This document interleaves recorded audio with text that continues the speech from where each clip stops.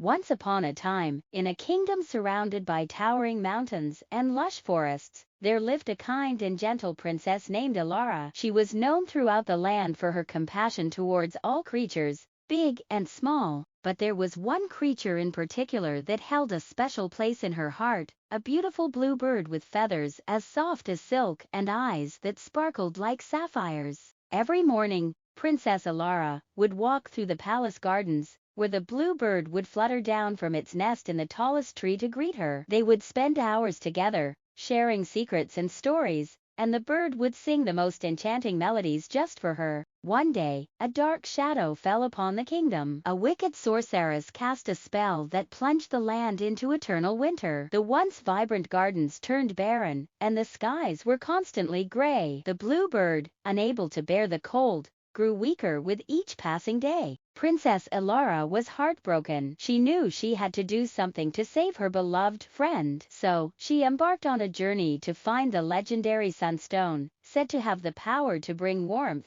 and light back to the kingdom. Through treacherous forests and across icy rivers, Princess Alara persevered, guided by the memory of the bluebird's songs. Finally, after what felt like an eternity, she reached the peak of the highest mountain, where the sunstone lay hidden. With trembling hands, she lifted the sunstone to the sky. Its brilliance filled the air, melting the ice and snow that had gripped the kingdom for so long. As warmth returned to the land, the blue bird emerged from its nest, its feathers shimmering brighter than ever before. The kingdom rejoiced as spring bloomed anew, thanks to Princess Alara's courage and love. The bluebird soared through the clear blue skies, its song echoing through the palace gardens once more. And from that day on, Princess Alara and the bluebird remained inseparable, a reminder to all of the power of kindness and the enduring magic of friendship.